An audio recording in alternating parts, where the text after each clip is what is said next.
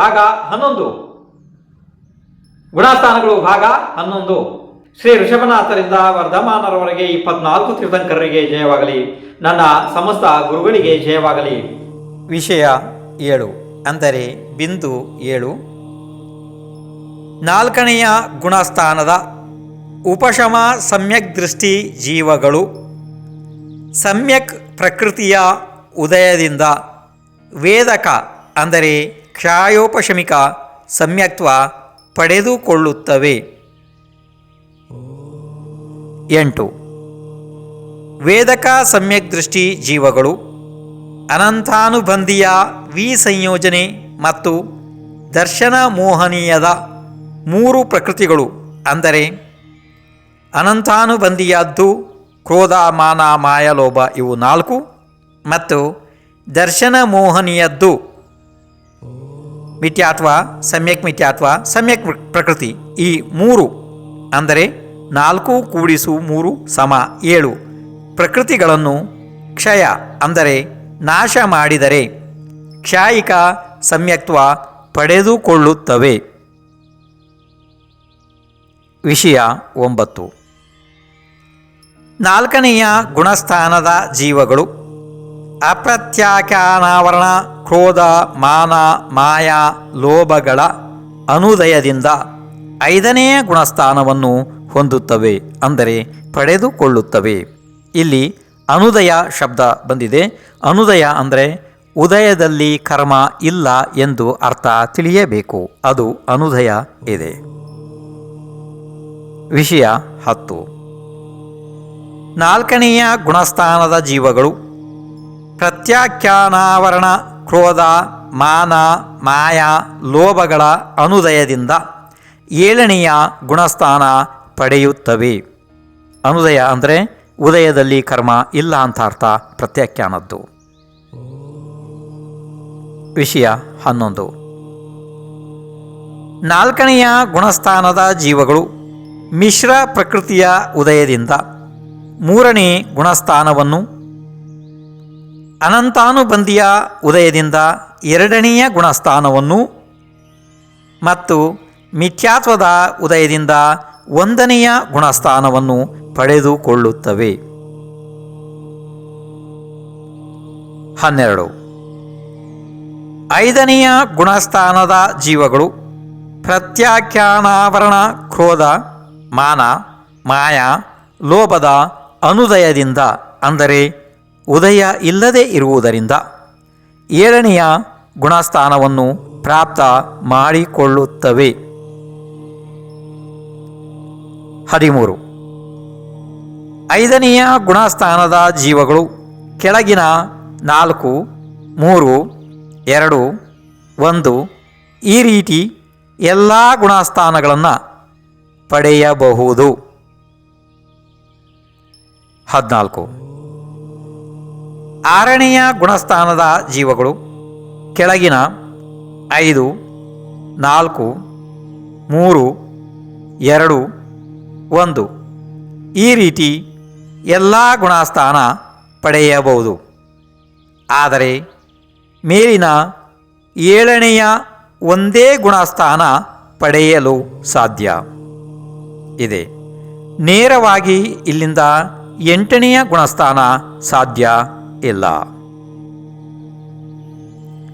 15 7ನೆಯ ಗುಣಸ್ಥಾನದ ಜೀವಗಳು 8 6 ಇವು 2 ಗುಣಸ್ಥಾನ ಮತ್ತು ಮರಣದ ಅಪೇಕ್ಷೆಯಿಂದ ದೇವಗತಿ ಸಂಬಂಧಿ 4ನೆಯ ಗುಣಸ್ಥಾನವನ್ನು ಈ ರೀತಿಯಾಗಿ 8 6 4 ಈ 3 ಗುಣಸ್ಥಾನಗಳನ್ನು ನೇರವಾಗಿ ಪಡೆಯಬಹುದು.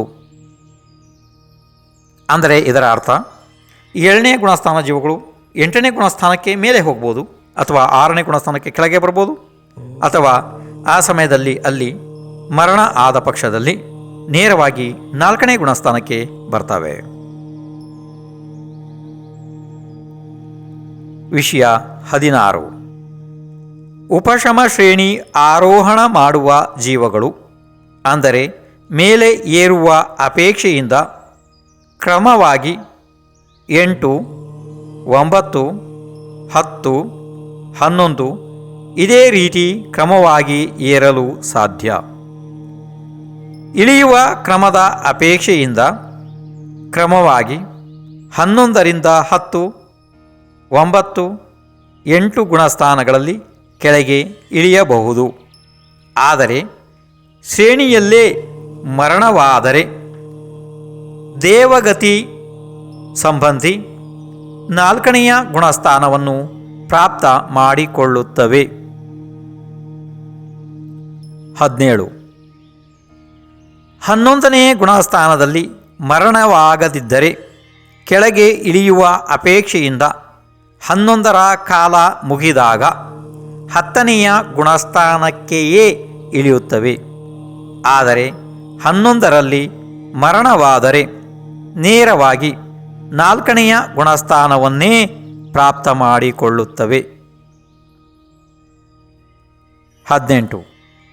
ಕ್ಷಪಕ ಶ್ರೇಣಿ ಆರೋಹಣ ಮಾಡುವ ಜೀವ ಕ್ರಮವಾಗಿ 8, 9, 10, 12 ಗುಣಸ್ಥಾನಗಳನ್ನು ಪ್ರಾಪ್ತ ಮಾಡಿಕೊಳ್ಳುತ್ತಾ ಕರ್ಮಗಳನ್ನು ನಾಶ ಮಾಡುತ್ತಾ ಹೋಗಿ 12ನೆಯ ಗುಣಸ್ಥಾನದ ಅಂತ್ಯದಲ್ಲಿ ಕೇವಲ ಜ್ಞಾನವನ್ನು ಪಡೆದುಕೊಳ್ಳುತ್ತವೆ. 19. 12ನೆಯ ಗುಣಸ್ಥಾನಕ್ಕೆ ಶ್ರೇಣಿ ಮುಗಿಯಿತು.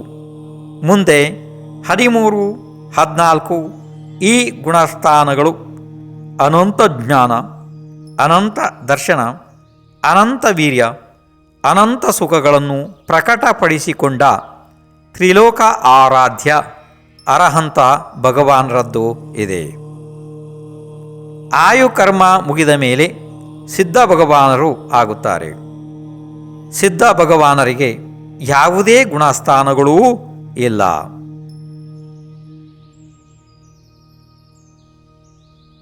ಈಗ ಬಹಳ ಸರಳವಾಗಿ ಹೇಳಲಾಗ್ತದೆ. ಅಂದರೆ ಹಿಂದೆ ಹೇಳಿದ್ದೆಲ್ಲ ವಿಸ್ತಾರ ಇದೆ, ಅಂದರೆ ಯಾವ ಕಾರಣದಿಂದ ಯಾವ ಗುಣಸ್ಥಾನ ಹೇಗೆ ಅಂತ ಹೇಳಿ. ಆದರೆ ಈಗ ನೇರವಾಗಿ ಸರಳವಾಗಿ ಹೇಳಲಾಗುತ್ತದೆ. ಪ್ರಶ್ನೆ 172. ಕೆಳಗಿನ ಗುಣಸ್ಥಾನದಿಂದ ಮೇಲಿನ ಗುಣಸ್ಥಾನಕ್ಕೆ ಹೋಗಬಹುದಾದ ರೀತಿ ಏನು? ಉತ್ತರ: 1ರಿಂದ ನೇರವಾಗಿ 3ನೇ ಗುಣಸ್ಥಾನಕ್ಕೆ ಹೋಗಬಹುದು. 1ರಿಂದ ನೇರವಾಗಿ 4ನೇ ಗುಣಸ್ಥಾನಕ್ಕೆ ಹೋಗಬಹುದು. 1ರಿಂದ ನೇರವಾಗಿ 5ನೇ ಗುಣಸ್ಥಾನಕ್ಕೆ ಹೋಗಬಹುದು. 1ರಿಂದ ನೇರವಾಗಿ 7ನೇ ಗುಣಸ್ಥಾನಕ್ಕೆ ಹೋಗಬಹುದು. 3ರಿಂದ ನೇರವಾಗಿ 4ನೇ ಗುಣಸ್ಥಾನಕ್ಕೆ ಹೋಗಬಹುದು. 4ರಿಂದ ನೇರವಾಗಿ 5ನೇ ಗುಣಸ್ಥಾನಕ್ಕೆ ಹೋಗಬಹುದು. 4ರಿಂದ ನೇರವಾಗಿ 7ನೇ ಗುಣಸ್ಥಾನಕ್ಕೆ ಹೋಗಬಹುದು. 5ರಿಂದ ನೇರವಾಗಿ 7ನೇ ಗುಣಸ್ಥಾನಕ್ಕೆ ಹೋಗಬಹುದು. 6ರಿಂದ ನೇರವಾಗಿ 7ನೇ ಗುಣಸ್ಥಾನಕ್ಕೆ ಹೋಗಬಹುದು.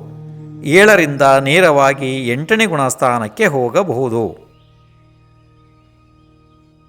ಇದು ಏನು ಅರ್ಥ ಆಯ್ತು ನಿಮಗೆ? ಕೆಳಗಿನ ಗುಣಸ್ಥಾನದಿಂದ ಮೇಲಿನ ಗುಣಸ್ಥಾನಗಳಿಗೆ ಹೋಗಬಹುದಾದಂಥ ರೀತಿ ಅಂದರೆ ಸಾಧ್ಯತೆಗಳು, ಇದನ್ನು ಹೇಳಿದ್ದು ಆಯಿತು ಅಲ್ವಾ? ಇದನ್ನು ಸಂಪೂರ್ಣ ಬರೆದುಕೊಳ್ಳ್ರಿ. ಅದಾದ ನಂತರ ಮುಂದೆ ಪ್ರಶ್ನೆ 173. ಮೇಲಿನ ಗುಣಸ್ಥಾನದಿಂದ ಕೆಳಗಿನ ಗುಣಸ್ಥಾನಕ್ಕೆ ಬರಬಹುದಾದ ರೀತಿಗಳು ಏನು? ಉತ್ತರ: 2ರಿಂದ ನೇರವಾಗಿ 1ನೇ ಗುಣಸ್ಥಾನಕ್ಕೆ ಬರಬಹುದು. 3ರಿಂದ ನೇರವಾಗಿ 1ನೇ ಗುಣಸ್ಥಾನಕ್ಕೆ ಬರಬಹುದು. 4ರಿಂದ ನೇರವಾಗಿ 3ನೇ ಗುಣಸ್ಥಾನಕ್ಕೆ ಬರಬಹುದು. 4ರಿಂದ ನೇರವಾಗಿ 2ನೇ ಗುಣಸ್ಥಾನಕ್ಕೆ ಬರಬಹುದು. 4ರಿಂದ ನೇರವಾಗಿ 1ನೇ ಗುಣಸ್ಥಾನಕ್ಕೆ ಬರಬಹುದು. 5ರಿಂದ ನೇರವಾಗಿ 4ನೇ ಗುಣಸ್ಥಾನಕ್ಕೆ ಬರಬಹುದು. 5ರಿಂದ ನೇರವಾಗಿ 3ನೇ ಗುಣಸ್ಥಾನಕ್ಕೆ ಬರಬಹುದು. 5ರಿಂದ ನೇರವಾಗಿ 2ನೇ ಗುಣಸ್ಥಾನಕ್ಕೆ ಬರಬಹುದು. 5ರಿಂದ ನೇರವಾಗಿ 1ನೇ ಗುಣಸ್ಥಾನಕ್ಕೆ ಬರಬಹುದು. 6ರಿಂದ ನೇರವಾಗಿ 5ನೇ ಗುಣಸ್ಥಾನಕ್ಕೆ ಬರಬಹುದು. 6ರಿಂದ ನೇರವಾಗಿ 4ನೇ ಗುಣಸ್ಥಾನಕ್ಕೆ ಬರಬಹುದು. 6ರಿಂದ ನೇರವಾಗಿ 3ನೇ ಗುಣಸ್ಥಾನಕ್ಕೆ ಬರಬಹುದು. 6ರಿಂದ ನೇರವಾಗಿ 2ನೇ ಗುಣಸ್ಥಾನಕ್ಕೆ ಬರಬಹುದು. 6ರಿಂದ ನೇರವಾಗಿ 1ನೇ ಗುಣಸ್ಥಾನಕ್ಕೆ ಬರಬಹುದು. 7ರಿಂದ ನೇರವಾಗಿ 6ನೇ ಗುಣಸ್ಥಾನಕ್ಕೆ ಬರಬಹುದು. 7ರಿಂದ ನೇರವಾಗಿ 4ನೇ ಗುಣಸ್ಥಾನಕ್ಕೆ ಬರಬಹುದು. ಇದು ಎಲ್ಲವನ್ನು ಬರೆದುಕೊಳ್ಳ್ರಿ. ಪ್ರಶ್ನೆ 174. ಉಪಶಮ ಶ್ರೇಣಿಯಲ್ಲಿ ಏರುವ ಅಪೇಕ್ಷೆ ಮತ್ತು ಇಳಿಯುವ ಅಪೇಕ್ಷೆಯಿಂದ ಗುಣಸ್ಥಾನಗಳು ಯಾವುವು? ಉತ್ತರ: ಏರುವ ಅಪೇಕ್ಷೆ ಕ್ರಮದಿಂದ 8, 9, 10, 11ನೇ ಗುಣಸ್ಥಾನಗಳು. ಇಳಿಯುವ ಅಪೇಕ್ಷೆಯಿಂದ 11ರಿಂದ 10 ಮತ್ತು ಮರಣದ ಅಪೇಕ್ಷೆಯಿಂದ ನೇರವಾಗಿ 4ನೆಯ ಗುಣಸ್ಥಾನ. ಆ ಜೀವ ನಿಯಮದಿಂದ ದೇವಗತಿಯಲ್ಲಿ ಹೋಗಿ ಉತ್ಪತ್ತಿ ಆಗುತ್ತದೆ. ಇನ್ನು ಮುಂದೆ ಪ್ರಶ್ನೆ 175. ಕ್ಷಪಕ ಶ್ರೇಣಿಯ ವ್ಯವಸ್ಥೆ ಏನು? ಉತ್ತರ: ಕ್ರಮವಾಗಿ 8, 9, 10, 12. ಇದು ಕೇವಲ ಮೇಲೆ ಏರುವ ಗುಣಸ್ಥಾನಗಳು. ಇಲ್ಲಿ ಕೆಳಗೆ ಇಳಿಯುವ ಯಾವ ಸಾಧ್ಯತೆಗಳೂ ಇಲ್ಲ. ಅಂದರೆ ಈ ಜೀವ ಮುಂದೆ ಮುಂದೆ ಹೋಗ್ತದೆ, ಹಿಂದೆ ಯಾವ ಕಾರಣದಿಂದನೂ ಬರುವುದಿಲ್ಲ. ಪ್ರಶ್ನೆ 176. ಕೇವಲ ಮರಣ ಮಾತ್ರ ಆಗುತ್ತದೆ, ಆದರೆ ಜನ್ಮ ಆಗುವುದಿಲ್ಲ. ಅಂತಹ ಗುಣಸ್ಥಾನಗಳು ಯಾವುವು? ಉತ್ತರ: 5, 6, 7, 8, 9, 10, 11 ಮತ್ತು 14. ಇವು 8 ಗುಣಸ್ಥಾನಗಳು. ಪ್ರಶ್ನೆ 177. ಕೇವಲ ಜನ್ಮ ಆಗುತ್ತದೆ, ಆದರೆ ಮರಣ ಆಗುವುದಿಲ್ಲ. ಅಂತಹ ಗುಣಸ್ಥಾನಗಳು ಯಾವುವು? ಉತ್ತರ: 0. ಅಂದರೆ ಅಂತಹ ಯಾವ ಗುಣಸ್ಥಾನವೂ ಇಲ್ಲ. ಪ್ರಶ್ನೆ 178. ಜನ್ಮ ಮತ್ತು ಮರಣ ಎರಡೂ ಇರುವ ಗುಣಸ್ಥಾನಗಳು ಯಾವುವು? ಉತ್ತರ: 1, 2, 4. ಈ 3 ಗುಣಸ್ಥಾನಗಳು. ಪ್ರಶ್ನೆ 179. ಜನ್ಮ ಮತ್ತು ಮರಣ ಎರಡೂ ಕೂಡ ಇರದ ಗುಣಸ್ಥಾನಗಳು ಯಾವುವು? ಉತ್ತರ: 3ನೆಯ ಗುಣಸ್ಥಾನ, 8ನೆಯ ಗುಣಸ್ಥಾನದ ಪ್ರಥಮ ಭಾಗ, 12ನೇ ಗುಣಸ್ಥಾನ ಮತ್ತು 13ನೇ ಗುಣಸ್ಥಾನ. ಇವು 4 ಗುಣಸ್ಥಾನಗಳು. ಪ್ರಶ್ನೆ 180. 24 ಸ್ಥಾನಗಳು ಯಾವುವು? ಉತ್ತರ: ಗತಿ, ಇಂದ್ರಿಯ, ಕಾಯ, ಯೋಗ, ವೇದ, ಕಷಾಯ, ಜ್ಞಾನ, ಸಂಯಮ, ದರ್ಶನ, ಲೇಷ್ಯ, ಭವ್ಯತ್ವ, ಸಮ್ಯಕ್ತ್ವ, ಸಂಜ್ಞಿ, ಆಹಾರಕ, ಗುಣಸ್ಥಾನ, ಜೀವಸಮಾಸ, ಪರ್ಯಾಪ್ತಿ, ಪ್ರಾಣ, ಸಂಜ್ಞಾ, ಉಪಯೋಗ, ಧ್ಯಾನ, ಆಶ್ರವ, ಜಾತಿ, ಕುಲಕೋಟಿ. ಇವು 24 ಸ್ಥಾನಗಳು. ಪ್ರಶ್ನೆ 181. 4 ಗತಿಗಳಲ್ಲಿ ಯಾವ ಯಾವ ಗುಣಸ್ಥಾನಗಳು ಇರುತ್ತವೆ? ಇಲ್ಲಿ ಕ್ರಮಾಂಕ ನೋಡಿಕೊಳ್ಳ್ರಿ, ಹೆಸರು ನೋಡಿಕೊಳ್ಳ್ರಿ, ಗುಣಸ್ಥಾನಗಳು ನೋಡಿಕೊಳ್ಳ್ರಿ ಸರಿಯಾಗಿ ಮತ್ತು ಅದನ್ನು ಅದೇ ರೀತಿ ಬರೆಯಿರಿ. 1 ನರಕಗತಿ. 1 ಅಂದರೆ ಗುಣಸ್ಥಾನಗಳು 1ರಿಂದ 4. 2 ತಿರ್ಯಂಚಗತಿ. ಗುಣಸ್ಥಾನಗಳು 1ರಿಂದ 5. 3 ಮನುಷ್ಯಗತಿ. ಗುಣಸ್ಥಾನಗಳು 1ರಿಂದ 14. 4 ದೇವಗತಿ. ಗುಣಸ್ಥಾನಗಳು 1ರಿಂದ 4. ಇದು ಅತಿ ಸುಲಭವಾಗಿ ನೀವು ಕಲಿಯುವಂತಹ ಪದ್ಧತಿ. ಇದನ್ನು ಇದೇ ರೀತಿ ಬರೆದುಕೊಳ್ಳಿರಿ. ಪ್ರಶ್ನೆ 182. ಯಾವ ಇಂದ್ರಿಯ ಜೀವಗಳಿಗೆ ಎಷ್ಟು ಗುಣಸ್ಥಾನಗಳು ಇರುತ್ತವೆ? ಉತ್ತರ ನೋಡ್ರಿ, ಕ್ರಮಾಂಕ ನೋಡ್ಕೊಳ್ರಿ, ಹೆಸರು ನೋಡ್ರಿ, ಗುಣಸ್ಥಾನಗಳು ನೋಡ್ರಿ. 1 ಏಕೇಂದ್ರಿಯ ಜೀವಗಳಿಗೆ 1 ಗುಣಸ್ಥಾನ ಅಂದರೆ ಮಿಥ್ಯಾತ್ವ ಗುಣಸ್ಥಾನ 1 ಮಾತ್ರ. 2 ದ್ವಿಇಂದ್ರಿಯ ಜೀವಗಳಿಗೆ 1 ಗುಣಸ್ಥಾನ ಅಂದರೆ ಮಿಥ್ಯಾತ್ವ ಗುಣಸ್ಥಾನ ಮಾತ್ರ. 3 ತ್ರಿಇಂದ್ರಿಯ ಜೀವಗಳಿಗೆ 1 ಗುಣಸ್ಥಾನ ಅಂದರೆ ಮಿಥ್ಯಾತ್ವ ಮಾತ್ರ. 4ನೇ ವಿಷಯ ಚತುರಿಂದ್ರಿಯ ಜೀವಗಳಿಗೆ 1 ಅಂದರೆ ಮಿಥ್ಯಾತ್ವ ಗುಣಸ್ಥಾನ ಮಾತ್ರ. 5 ಪಂಚೇಂದ್ರಿಯ ಜೀವಗಳಿಗೆ 1ರಿಂದ 14 ಗುಣಸ್ಥಾನಗಳು ಪ್ರಾಪ್ತ ಆಗುತ್ತವೆ. ಇನ್ನು ಮುಂದೆ ಪ್ರಶ್ನೆ 183. ಯಾವ ಕಾಯದಲ್ಲಿ ಎಷ್ಟು ಗುಣಸ್ಥಾನ ಇರುತ್ತದೆ? ಕಾಯ ಅಂದರೆ ಶರೀರ. ಕ್ರಮಾಂಕ ನೋಡಿಕೊಳ್ಳ್ರಿ, ಹೆಸರು ನೋಡ್ರಿ, ಗುಣಸ್ಥಾನಗಳನ್ನು ನೋಡಿಕೊಳ್ಳಿರಿ. 1 ಪೃಥ್ವಿಕಾಯ 1ನೇ ಗುಣಸ್ಥಾನ ಅಂದರೆ ಮಿಥ್ಯಾತ್ವ ಮಾತ್ರ. 2 ಜಲಕಾಯ 1ನೇ ಗುಣಸ್ಥಾನ ಅಂದರೆ ಮಿಥ್ಯಾತ್ವ ಮಾತ್ರ. 3 ಅಗ್ನಿಕಾಯ 1ನೇ ಗುಣಸ್ಥಾನ ಅಂದರೆ ಮಿಥ್ಯಾತ್ವ ಮಾತ್ರ. 4 ವಾಯುಕಾಯ 1 ಗುಣಸ್ಥಾನ ಅಂದರೆ ಮಿಥ್ಯಾತ್ವ ಮಾತ್ರ. 5 ವನಸ್ಪತಿಕಾಯ 1 ಗುಣಸ್ಥಾನ ಅಂದರೆ ಮಿಥ್ಯಾತ್ವ ಮಾತ್ರ. 6 ರಸಕಾಯ 1ರಿಂದ 14 ಗುಣಸ್ಥಾನಗಳು.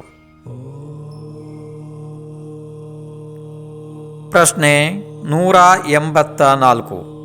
15 ಯೋಗಗಳಲ್ಲಿ ಎಷ್ಟು ಗುಣಸ್ಥಾನಗಳು ಇರುತ್ತವೆ? ನಿಮಗೆ ಯೋಗ ಗೊತ್ತಿದೆಯಲ್ಲ, ಮನೋಯೋಗ, ವಚನ ಯೋಗ, ಕಾಯೋಗ, ಅದನ್ನು ವಿಸ್ತಾರವಾಗಿ ಕೆಳಗಡೆ ಹೇಳಲಾಗುವುದು. ಕೇಳ್ತಾ ಹೋಗ್ರಿ. ಈಗ ಇಲ್ಲಿ ಕ್ರಮಾಂಕ ಮತ್ತು ಹೆಸರನ್ನು ನೋಡಿಕೊಳ್ಳ್ರಿ, ಇದನ್ನು ಬರೆದುಕೊಳ್ಳ್ರಿ. ಇದು ಒಂದು ಸ್ವಲ್ಪ ವಿಸ್ತಾರವಾದ ವಿಷಯ ಇರೋದ್ರಿಂದ ಈಗಿನ ಭಾಗದಲ್ಲಿ ಆಗುವುದು ನನಗೆ ಕಾಣಲ್ಲ. ಇದನ್ನು ನೀವು ನಾಳೆಯ ಭಾಗದಲ್ಲಿ ಬಂದು ಕೇಳೋದು ಒಳ್ಳೆಯದು. ಏಕೆಂದರೆ ಇಲ್ಲಿ 15 ಯೋಗಗಳ ಬಗ್ಗೆ ಹೇಳಬೇಕಾಗ್ತದೆ, ಅದರಲ್ಲಿ ಒಂದು ಸ್ವಲ್ಪ ವಿಸ್ತಾರ ಕೂಡ ಹೇಳಬೇಕಾಗ್ತದೆ. ಆದ್ದರಿಂದ ಈಗಿನ ಸಮಯದಲ್ಲಿ ಅದು ಆಗಲಿಕ್ಕೆ ಕಾಣೋದಿಲ್ಲ. ನಾಳೆ ನೀವು ಬಂದು ಕೇಳ್ರಿ. ಪ್ರತಿಯೊಂದು ಭಾಗವನ್ನು ಕ್ರಮಬದ್ಧವಾಗಿ ಕೇಳ್ತಾ ಬರ್ರಿ. ಯಾಕೆಂದರೆ ಸ್ವಲ್ಪ ಹಿಂದೆ ಮುಂದೆ ಆದರೆ ಮತ್ತೆ ಅದು ತಿಳುವಳಿಕೆಗೆ ಬರೋದು ಕಷ್ಟ ನಿಮಗೆ. ಆದ್ದರಿಂದ ಮತ್ತೆ ಈ ಸಂದೃಷ್ಟಿಗಳನ್ನು ನೀವು ಇದೇ ರೀತಿ ಮಾಡಿ ಬರೆದುಕೊಳ್ರಿ ನಿಮ್ಮ ಪುಸ್ತಕದೊಳಗಡೆ. ಈಗ ಇನ್ನು ನಾಳೆ ಭಾಗದಲ್ಲಿ ಮುಂದಿನ ವಿಷಯವನ್ನು ಹೇಳಲಾಗ್ತದೆ. ಈಗ ಯಾಕೆಂದರೆ ಇಷ್ಟು ಆಗೋದಿಲ್ಲ ಅನಿಸುತ್ತೆ, ಇದು ಯಾಕೆಂದರೆ ದೊಡ್ಡ ವಿಷಯ ಇದೆ ಸ್ವಲ್ಪ, ಹಾಗಾಗಿ ಈ ಭಾಗದಲ್ಲಿ ಆಗೋದು ಕಷ್ಟ ಆಗ್ತದೆ. ಆಯಿತು. ವಿದ್ಯಾಭೂಷಣ್ ಮಹಾರಾಜರ ಆ್ಯಪ್ ಅನ್ನು ಡೌನ್ಲೋಡ್ ಮಾಡಿಕೊಳ್ಳಲು ಪ್ಲೇಸ್ಟೋರ್ ಅನ್ನು ಓಪನ್ ಮಾಡಿ ಹಾಗೂ ಟೈಪ್ ಮಾಡಿ ವಿದ್ಯಾಭೂಷಣ್ ಮಹಾರಾಜರ ಫೋಟೋ ಕಾಣಿಸುತ್ತೆ, ಅದರ ಮೇಲೆ ಕ್ಲಿಕ್ ಮಾಡಿಕೊಳ್ಳಿ ಹಾಗೂ ಆ್ಯಪ್ ಅನ್ನು ಇನ್ಸ್ಟಾಲ್ ಮಾಡಿಕೊಳ್ಳಿ. ಹಾಗೂ ನಿಮಗೆ ಬೇಕಾದ ಶಾಸ್ತ್ರದ ಸ್ವಾಧ್ಯಾಯವನ್ನು ಆಡಿಯೋ ಮೂಲಕ ಕೇಳಿ ತಿಳಿದುಕೊಳ್ಳಿ. ಯೂಟ್ಯೂಬ್ ಚಾನಲ್ ಅನ್ನು ಸಬ್ಸ್ಕ್ರೈಬ್ ಮಾಡಿ, ಲೈಕ್ ಮತ್ತು ಶೇರ್ ಮಾಡಿ.